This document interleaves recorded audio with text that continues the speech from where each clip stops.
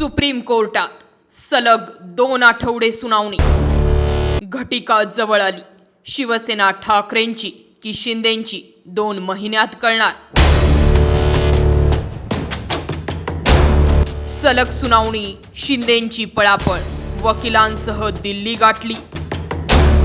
शिंदेंना वातावरण फिरण्याचा अंदाज. इकडे सिब्बल कधीही युक्तिवादासाठी तयार. नेमकं घडलंय काय? राजकीय वर्तुळातून मोठी बातमी समोर आली आहे. शिवसेना शिंदे गटाचे सर्वेसर्वा आणि उपमुख्यमंत्री एकनाथ शिंदे हे अचानक दिल्लीला रवाना झाले. एकनाथ शिंदे यांच्या या दिल्ली दौऱ्यामुळे राजकीय वर्तुळात चर्चेला उधाण आलंय. एकनाथ शिंदे आपल्या या दौऱ्यामध्ये भाजपचे अध्यक्ष नितीन नबीन आणि केंद्रीय गृहमंत्री अमित शहा यांची भेट घेणार. समोर आलेल्या माहितीनुसार जिल्हा परिषदेमध्ये अनेक ठिकाणी शिवसेनेला सत्तेपासून दूर ठेवलं जातंय. दुजाभाव केला जातोय. त्यामुळे शिवसेनेत संभ्रमाचे वातावरण तयार झालंय. रायगडमध्ये बहुमत असूनही तडजोड करावी लागली, तर फलटणमध्ये शिवसेनेला सत्तेपासून दूर ठेवण्यात आलं अशी खंत स्थानिक शिवसैनिकांकडून व्यक्त केली जाते. दरम्यान यावर काही ठोस तोडगा निघावा यासाठी एकनाथ शिंदे हे अचानक दिल्लीला गेल्याची माहिती सूत्रांकडून मिळते.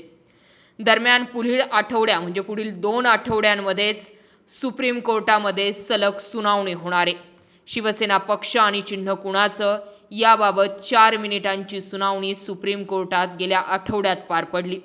त्यानंतर पुढील सुनावणी कधी याकडे उभा महाराष्ट्र वाट बघतोय. इकडे शिंदे गटाकडून वेळ काढूपणा सुरू आहे. ॲडव्होकेट कपिल सिब्बल यांनी शिवसेनेतर्फे युक्तिवाद करण्यास तयारी दर्शवली.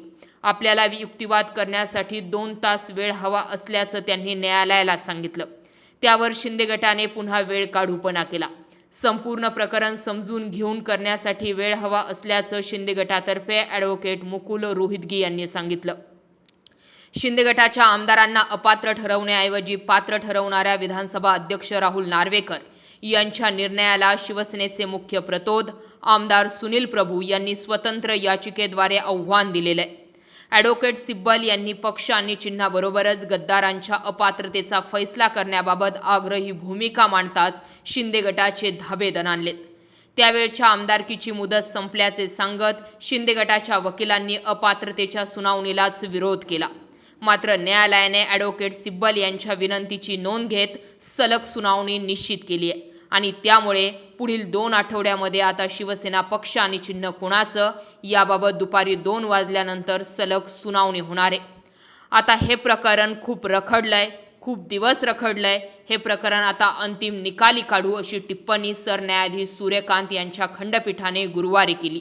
सलग काही दिवस दररोज दुपारी 2 वाजता सुनावणी घेण्यास न्यायालयाने तयारी दर्शवली. त्यानुसार पुढील 2 आठवड्यातच अंतिम सुनावणी होण्याची चिन्ह आहे.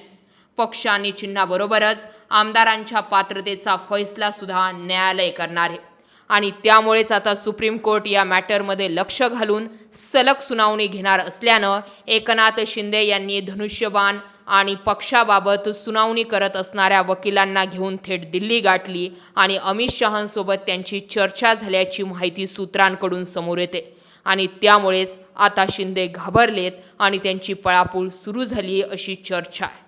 तुम्हाला काय वाटतं? व्यक्त व्हा. व्हिडिओ शेअर करा. तुमचं मत कमेंट करा. जय महाराष्ट्र.